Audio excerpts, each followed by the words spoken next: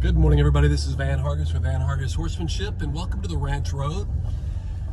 I'm going to address a question that was brought up to me a while back in regard to me riding really young colts. And when I say young colts, I mean horses that have had maybe one or two rides at the very most.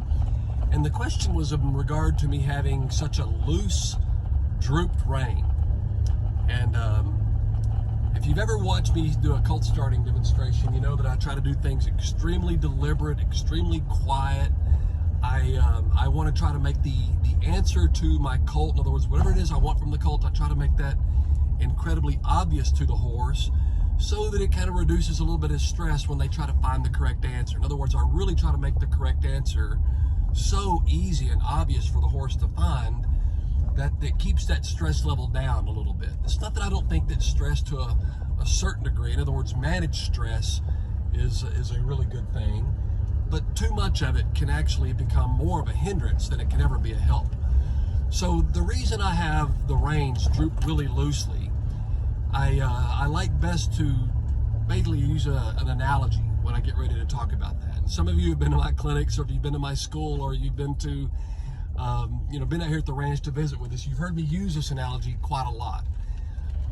For example, I regard myself as being a teacher, and I might look at little Johnny and say, "Little Johnny, what is 1 plus 2? And I try to make that incredibly obvious, even to the point where I might even hold up one finger on one hand and two fingers on another and say, "Little Johnny, what is 1 plus 2? And hopefully just by my fingers being so close together, I've encouraged little Johnny just to simply count the fingers, and then as a result, he'll get the correct answer.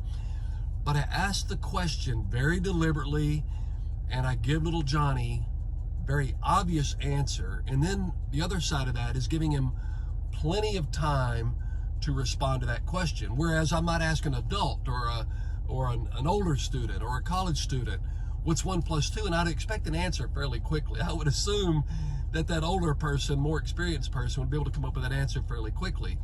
Therefore, I wouldn't have to be as deliberate in the question itself, nor would I have to be as patient in waiting for that correct answer. I would expect an answer a little bit quicker.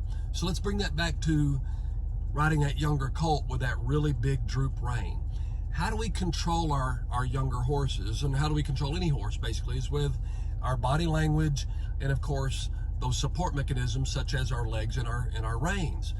However, that younger horse is not enough experience to understand any of that, but we will over time begin to communicate to them through our reins. So when I move my very big drooped rein very largely to one side or the other, I'm letting that horse feel the difference and feel the weight of that rein change. And they're drooped so that by the time I pick up on those reins, the horse not only feels the big initial change of the reins moving to one side or the other, but they begin to feel the weight of that rein change until finally the bit or the bosal, whatever I'm riding that horse with, comes in contact with them. And at that point in time, they've had plenty of time to respond. Therefore, I'm going to help them find that correct answer. And then that's the first side of that. The second side of that is I think it's very important for us to keep our promises. And here's the promise that I'm kind of convincing this colt of and introducing to this colt. Young colt, I promise not to pull on your face to make you go to the right. But I promise that if you don't go to the right, I'm going to pull on your face. So you see, I'm very deliberate in my question.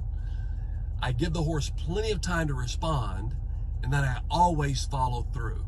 As a result, we've made learning easy for the horse. We've made learning very easy for us. And all it took was for us to be just a little bit patient in giving that horse a chance to respond. Until next time, this is Van Hargis with Van Hargis Horsemanship, and thank you for joining me on the Ranch Road.